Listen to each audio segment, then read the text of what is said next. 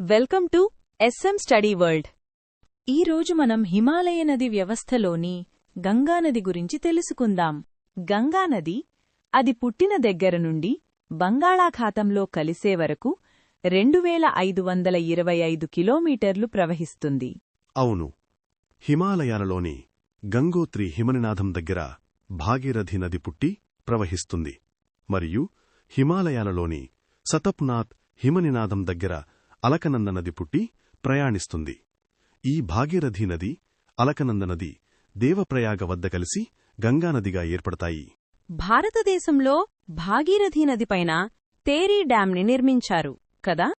అవును, ఈ tarry dam భారతదేశంలోని అత్యంత ఎత్తులో నిర్మించబడ్డ డ్యాం. అవును, ఈ గంగానది దేవప్రయాగ వద్ద మొదలవుతుంది కరా? ఇది దేవప్రయాగ నుండి హరిద్వార్ వైపుగా ప్రయాణిస్తుంది. మైదానాలలో ఇది 700 మైళ్లు ప్రయాణిస్తుంది. అవును, 700 మైళ్లు ప్రయాణించిన తర్వాత అలహాబాద్ దగ్గర యమునా నదితో కలుస్తుంది. ఇక్కడే త్రివేణి సంగమం అనేది ఏర్పడుతుంది. దీని గురించి కొంచెం వివరంగా చెప్పండి. హిమాలయాలలోని యమునోత్రి హిమనినాదం దగ్గర యమున నది పుడుతుంది. ఇది అలహాబాద్ వైపుగా ప్రయాణిస్తూ వస్తుంది. వచ్చే క్రమంలో దీనిలో చంబల్, బేతువా, కేన్ నదులు కలుస్తాయి. ఈ 3 నదులు యమునా నదికి ఉపనదులు. యమునా నది గంగానది అలహాబాద్ దగ్గర కలిసి త్రివేణి సంగమంగా ఏర్పడడం జరుగుతుంది. ఈ ప్రదేశంలోనే అంతస్థలీయమైన సరస్వతి నది కూడా వచ్చి కలుస్తుంది. అందుకే దీన్ని త్రివేణి సంగమం అంటారు.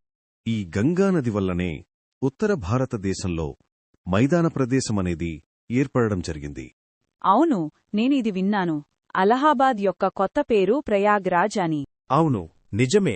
భారత ప్రభుత్వం అలహాబాద్ యొక్క పేరును ప్రయాగరాజ్గా మార్పు చేయడం జరిగింది. ఇక్కడే 12 సంవత్సరాలకొకసారి కుంభమేళా జరుగుతుంది. ఇలా ప్రయాణిస్తున్న క్రమంలో దీనికి ఎడమవైపు నుండి కొన్ని ఉపనదులు వచ్చి చేరుతాయి. అవేంటంటే రామ్గంగా, గోమతి, ఘగారా, గ్యాండక్, కోసి, మహానంద.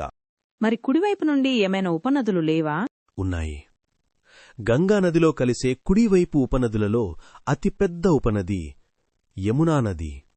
దీని తర్వాత ఛోటా నాగ్పూర్ పీఠభూమిలో పుట్టే సోన్ నది మరియు దామోదర్ నది.